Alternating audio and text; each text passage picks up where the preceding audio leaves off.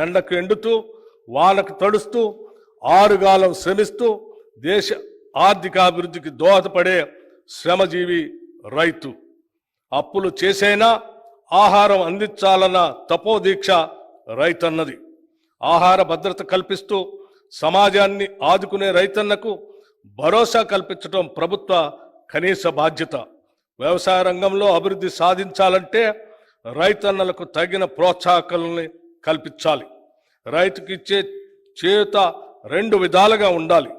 మొదటిది వారికి పెట్టుబడి సమస్యలు లేకుండా చూడటం, రెండవది వారు పండించిన పంటకు భద్రత కల్పిస్తూ వ్యవసాయ ఉత్పత్తులకు తగిన గిట్టుబాటు ధరలు దక్కేలా చూడటం. It always seems impossible until it's done. పెద్దలు నెల్సన్ మండేలా గారు చెప్పిన ఈ అంశాన్ని మేము ప్రతి సందర్భంలో రుణమాఫీ ఏదైనా పని జరిగే వరకు అది అసాధ్యంగా గోచరిస్తుందని నెల్సన్ మండేలా గారు చెప్పిన ఈ మాటలు కాంగ్రెస్ ప్రభుత్వ రుణమాఫీ హామీకి అక్షరాల వర్తిస్తాయి. రైతులకు 2 లక్షల రుణమాఫీ అనేది మా కాంగ్రెస్ ప్రభుత్వం ఇచ్చిన హామీలలో అత్యంత ప్రధానమైనది. ఎంతో సాహసోపేతంగా మా నాయకులు శ్రీ రాహుల్ గాంధీ గారు వరంగల్ రైతు డిక్లరేషన్లో రైతులకు 2 లక్షల రూపాయల రుణమాఫీ చేస్తామని ప్రకటించారు. ఈ రుణమాఫీకి అవసరమైన నిధులు ఎలాగైనా సమీకరించాలనే సంకల్ప బలం మాకు మొదటి నుంచి ఉంది. గత ప్రభుత్వం 2014లో రైతులకి 1 లక్ష రూపాయల రుణమాఫీ చేస్తామని ప్రకటించి 2014 నుండి 2018 వరకు 4 విడతల్లో నిధులు విడుదల చేసింది.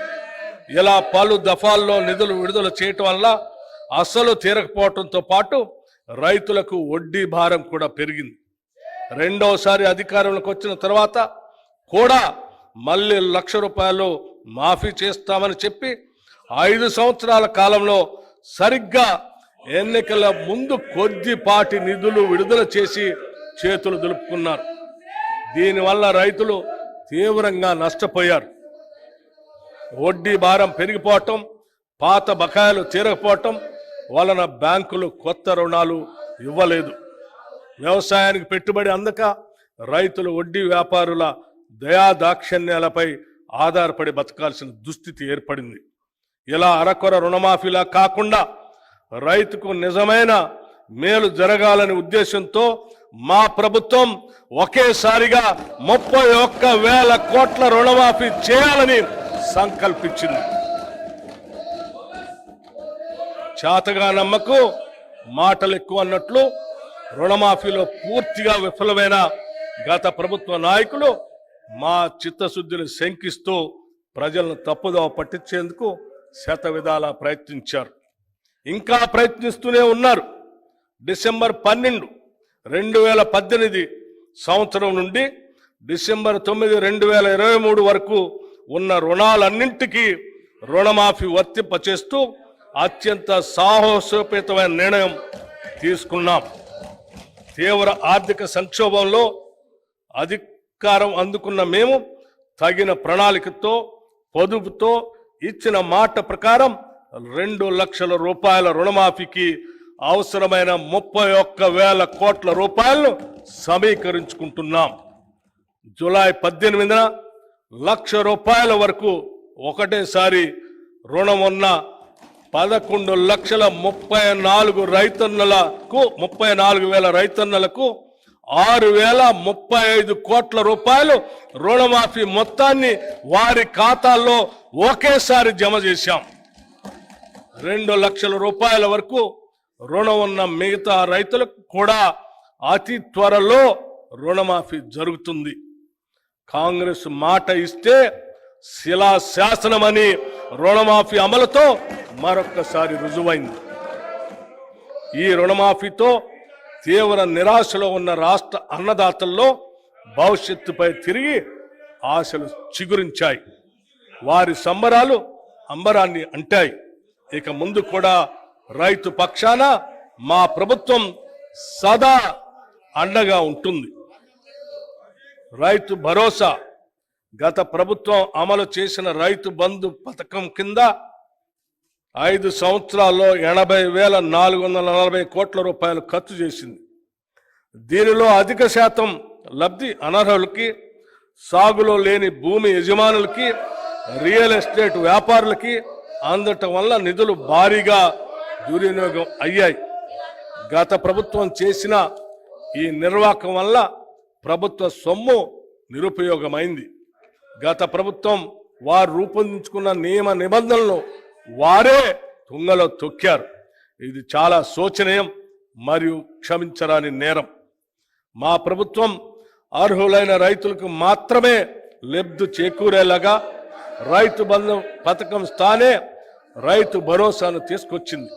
ఈ పథకం ద్వారా అర్హులైన రైతులకు ఏటా ఎకరానికి 15,000 రూపాయలు చెల్లించాలన్నది మా ప్రభుత్వ సంకల్పం. దీని అమలుకు విధి విధానాలు చర్చించి నిర్ణయించడానికి ఒక కేబినెట్ సబ్ కమిటీ ఏర్పాటు చేశాం. ఈ కమిటీ పలు జిల్లాల్లో పర్యటించి ఆ ప్రాంత రైతుల్ని, వ్యవసాయ రంగ నిపుణుల్ని, మేధావుల్ని సంప్రదించి వారి అభిప్రాయాలను సేకరించింది. ప్రజాభిప్రాయాలన్నింటినీ క్రోడీకరించి వాటిని గౌరవ సభలో ఉంచి చర్చించి గౌరవ శాసనసభ్యులు అందరి అభిప్రాయాన్ని తీసుకొని అమలు చేయాల్సిన విధి విధానాలపై తగిన నిర్ణయం తీసుకుంటాం. ప్రభుత్వ విధానాలు పారదర్శకంగా ప్రజల భాగస్వామ్యంతో ఖరారు చేయాలి. అంతేకాని 4 గోడల గడిల మధ్యన కాదు అని మా పనితీరుకు రైతు భరోసా విధానం ఒక ఉదాహరణ. రైతు కూలీల సంక్షేమం. భూమి లేని గ్రామీణ ప్రజానికం ఎక్కువగా రైతు కూలీలుగా పనిచేస్తూ దుర్భర జీవితాన్ని గడుపుతున్నారు. వారికి ఎటువంటి ఆర్థిక భద్రత ఉండకపోవడంతో పనిలేని రోజుల్లో పస్తులు ఉండాల్సిన బాధాకరమైన పరిస్థితి. వీరికి గత 10 ఏళ్లలో ప్రభుత్వ పరంగా ఎటువంటి సహాయ సహకారాలు అందలేదు.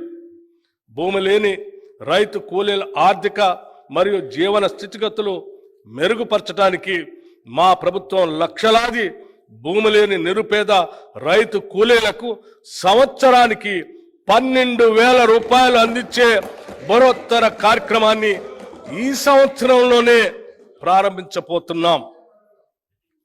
అతివృష్టి, అనావృష్టుల రైతన్నల పాలిట శాపాలు.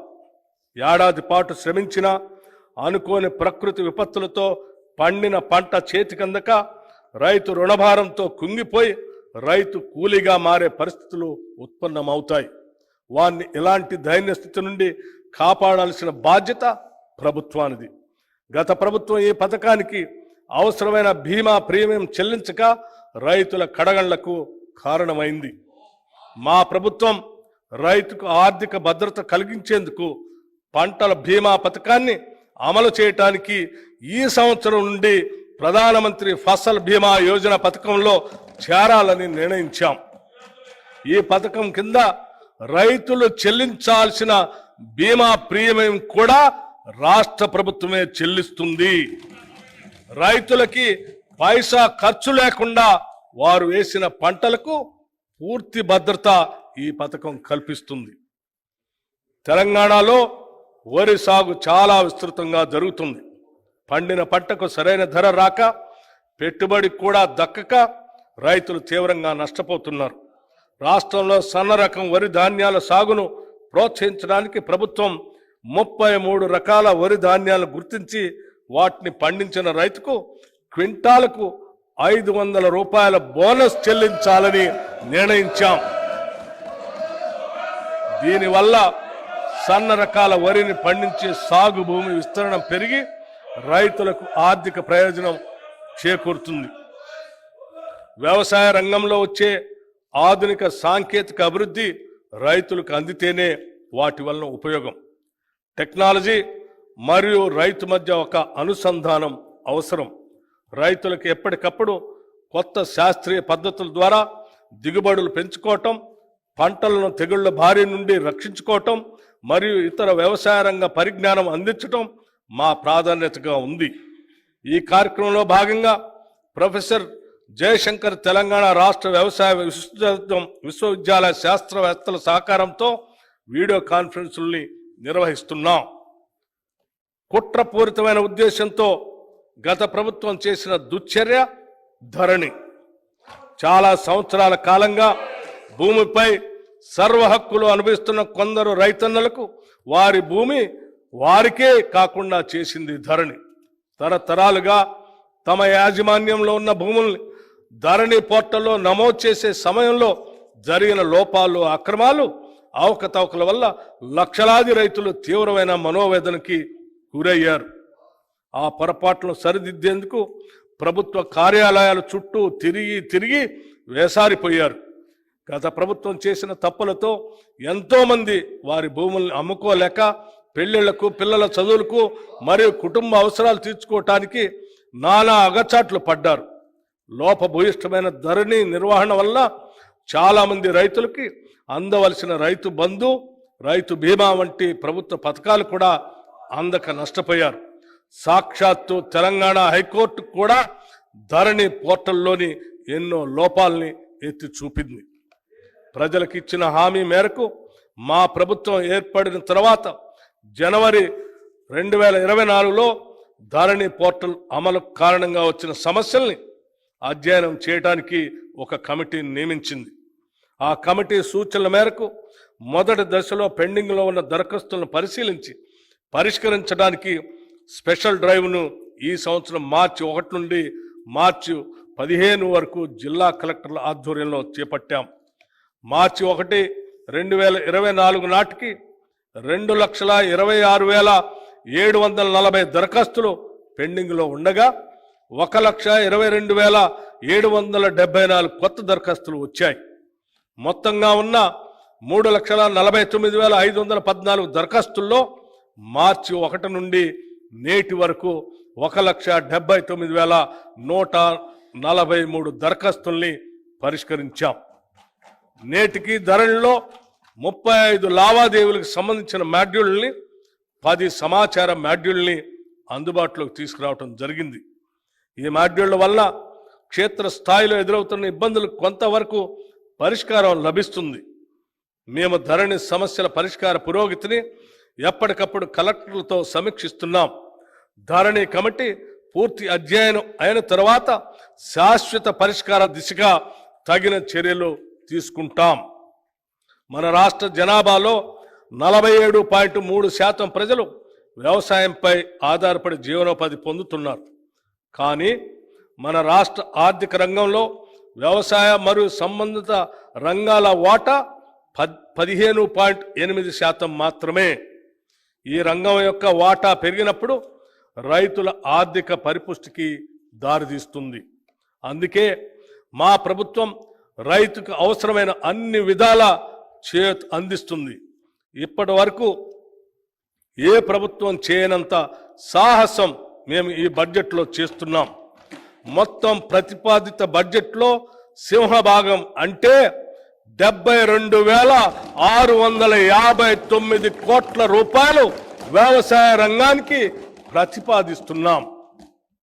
ఇది రైతుల తలరాతలు మార్చే ఒక చారిత్రాత్మక నిర్ణయం. భారతదేశ చరిత్రలో వ్యవసాయ రంగానికి ఇది ఒక మైలురాయి. హార్టికల్చర్, ఆయిల్ పామ్ సాగు తెలంగాణలో 12.12 లక్షల ఎకరాల్లో ఉద్యాన పంటల సాగు ద్వారా 53.06 లక్షల మెట్రిక్ టన్నుల ఉత్పత్తి జరుగుతూ ఉంది. రాష్ట్రంలో ఆయిల్ పామ్ సాగును ప్రోత్సహించేందుకు oil palm area expansion under national mission on edible oils పథకం కింద ఆయిల్ పామ్ సాగు రైతులకి అవసరమైన సహాయం అందిస్తాం. 2024-25లో రాష్ట్రంలో 1 లక్ష ఎకరాల ఆయిల్ పామ్ సాగు చేసేలాగా లక్ష్యంగా పెట్టుకున్నాం. ఇప్పటికే 77,857 ఎకరాలకి రిజిస్ట్రేషన్ జరగగా 23,131 ఎకరాలకి అనుమతులు కూడా ఇవ్వటం జరిగింది. వచ్చిన మొత్తం రిజిస్ట్రేషన్లకి ఈ నెలలోనే ప్లాంటేషన్ మరియు డ్రిప్ అనుమతులు కూడా ఇవ్వాలని లక్ష్యంగా పెట్టుకున్నాం. నాణ్యమైన విత్తనాలు లభిస్తేనే రైతుకు సరైన దిగుబడి వస్తుంది. గత ప్రభుత్వ పాలనలో రాష్ట్ర రైతాంగం నకిలీ విత్తనాల వల్ల పూర్తిగా నష్టపోయారు. రైతాంగం అప్పులు తెచ్చి పెట్టిన పెట్టుబడి నకిలీ విత్తనాల కారణంగా మొత్తం వృధా అవుతుంది. మా ప్రభుత్వం నకిలీ విత్తనాలను అరికట్టేందుకు కృత నిశ్చయంతో ఉంది. నకిలీ విత్తనాలను అరికడుతూ నాణ్యమైన విత్తనాలు రైతులకు అందించే దిశగా చర్యలు తీసుకుంటున్నాం. రైతులకు నష్టం జరిగే ఎటువంటి చర్యలను మా ప్రభుత్వం సహించదు. హార్టికల్చర్కు బడ్జెట్లో 737 కోట్ల రూపాయలు ప్రతిపాదిస్తున్నాం. పశుసంవర్ధక శాఖ పాడి పశువుల పెంపకం గ్రామీణ ప్రజానికానికి ఎంతో ఆర్థిక పుష్టిని ఇస్తుంది. పాలు, మాంసం, గుడ్లు ప్రజానికానికి పోషణ అందించడంతో పాటు అదనపు ఆదాయం ఇస్తాయి. ఇతర అనుబంధ రంగాలైన చేపలు, గొర్రెలు, కోళ్ల పెంపకం ఎంతో మందికి జీవనోపాధి కల్పిస్తాయి. ఈ రంగం గ్రామీణ ప్రాంతాల్లో ఉపాధి కల్పిస్తూ అభివృద్ధిలో కీలక పాత్ర వహిస్తుంది. పాల ఉత్పత్తి రంగంలో 62% వాటా చిన్న, సన్నకారు మరియు భూమి లేని పేదలదే. వారు రాష్ట్రంలోని పశు సంపదలో 70% వాటా పొంది ఉన్నారు. ఈ రంగంలో రాష్ట్రం 326.39 లక్షల పశు సంపదతో దేశంలో 8వ స్థానంలో ఉంది.